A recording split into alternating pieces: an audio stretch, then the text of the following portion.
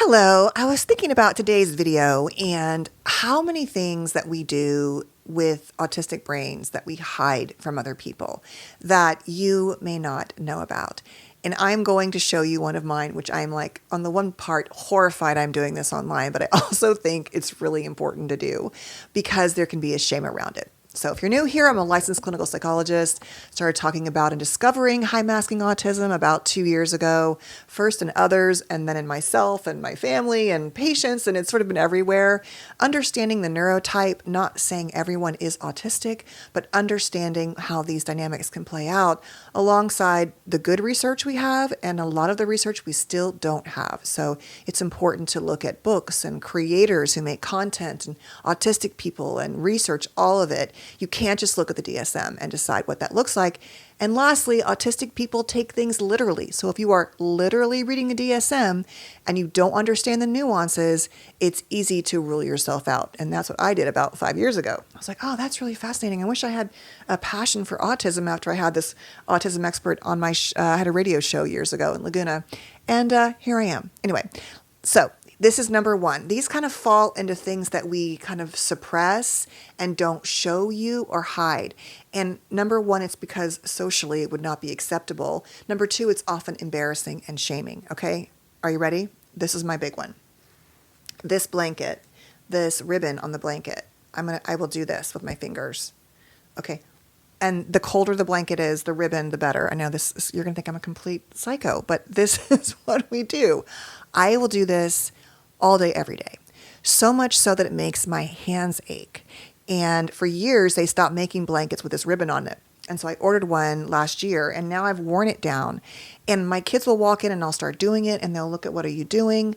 When I was married, of course, I think he got used to it, but it's a stimming behavior. It can be anything from singing, flapping, repetitive thoughts in your mind again and again, and a rumination. It can be twirling your hair, clicking a pen, kicking your leg.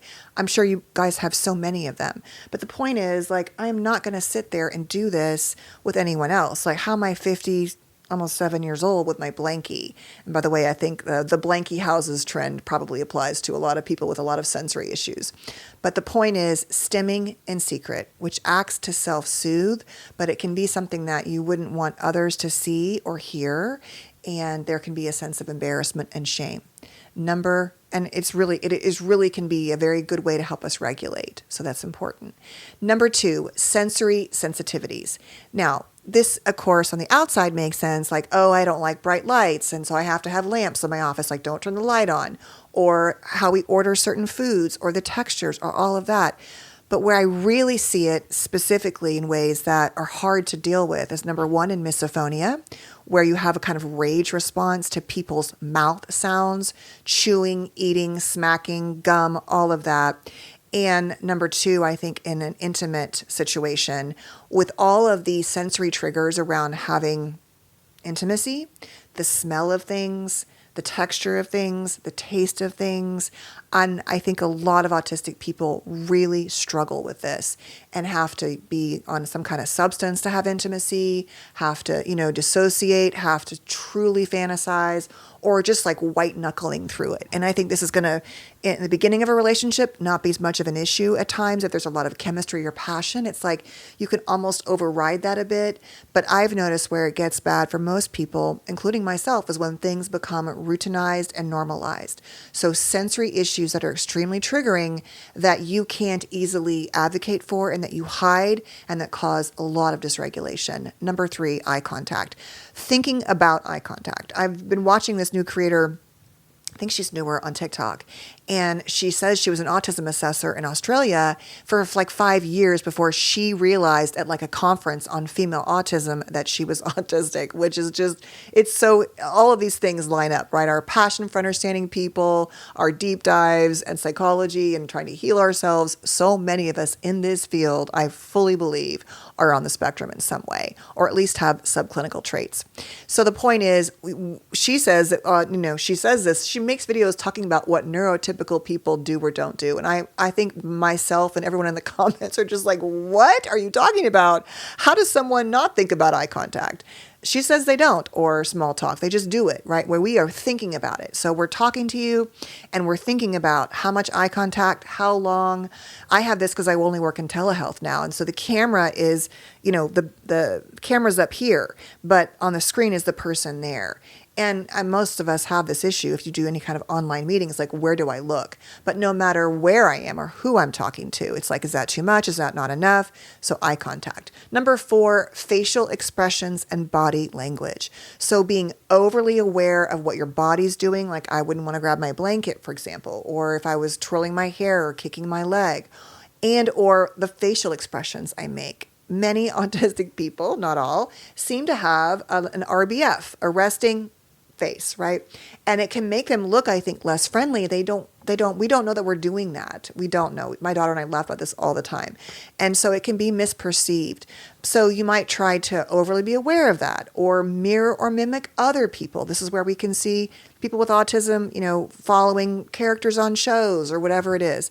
But sort of like an over awareness of what's happening with your face, or an under awareness, and body language, both over and under.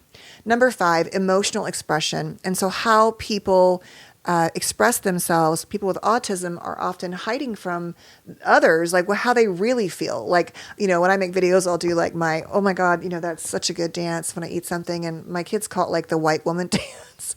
But maybe that's what it is. But I don't know. Like, I just feel if I have a bite of something so good, I just have to oh my God, this is good, kind of a thing, right? So, but I mean, obviously in some like business meeting, I wouldn't do that. I mean, I would down the road, but the point is how you, or your tears or your anxiety or your frustrations, there's like an over or under awareness of emotions. It may be that you don't have the ability to access what you feel in the moment, but you know that you should be able, you think to know. Number 6 is sort of how you deal with nonverbal communication. And so that kind of goes into the body language and the expressions, but it's like the fact that your brain is overly thinking about how to hide or gestures or things that you normally would do based on your body.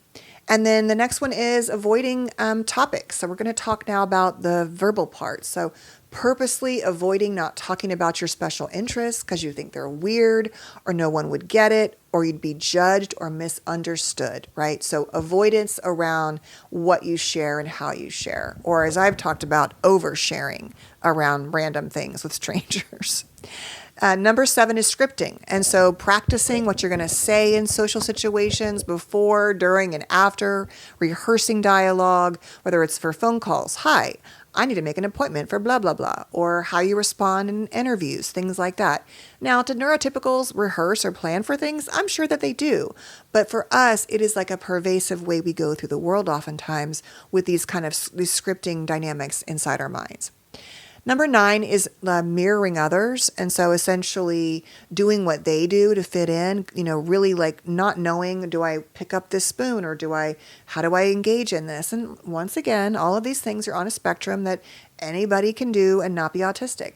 But there is a part of this where you just really don't know. And so you're driven to mirror in that way.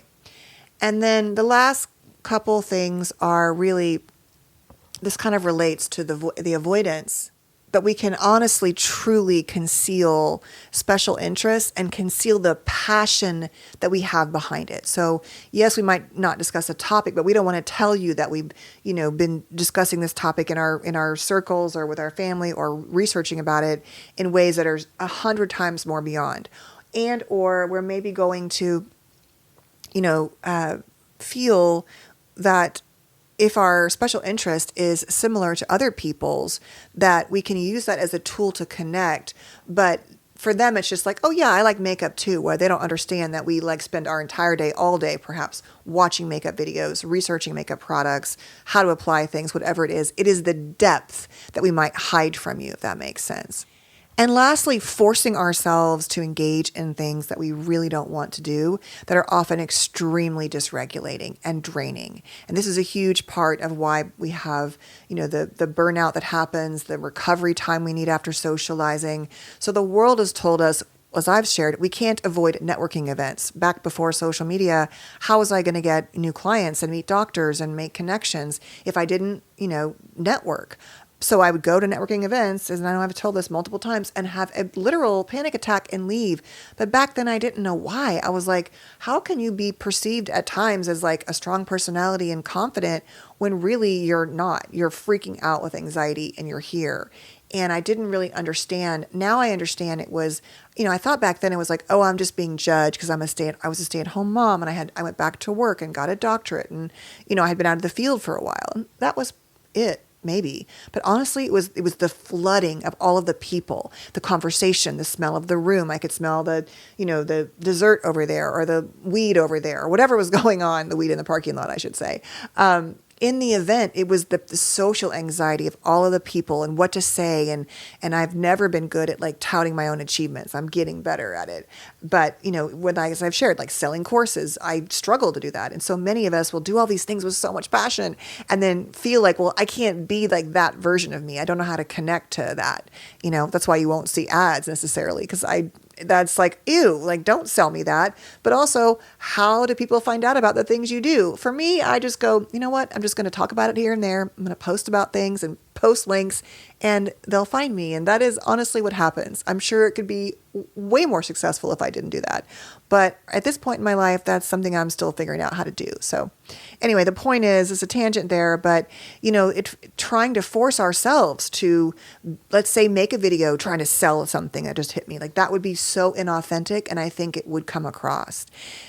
So forcing ourselves to do things that are very distressing and then suffering. So we do this, of course, from fear of judgment, social pressure, social demands, coping mechanisms that we're trying to deal with but hide from you, trying to prevent ourselves from getting into burnout from these things. But if you don't recognize that you're doing this, and at least can't share this with those who are close to you, it makes it, you can feel even more alone and even more depleted. So that's it. Please feel free to share more. I know there are more, but these are the ones that came to mind as I was Googling and researching and thinking about myself, like, what are these things?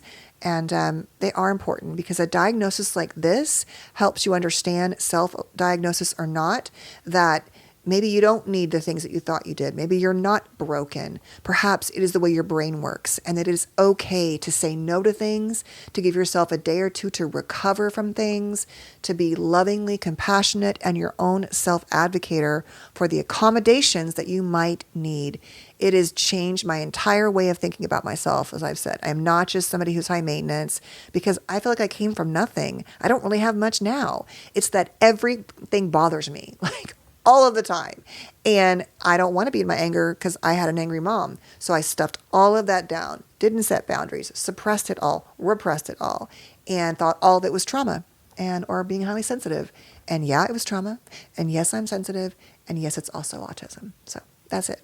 Thank you so much for being here. Have a beautiful day. And don't forget to follow me on Substack. That's a great, great, great new place. Please, please, please check it out.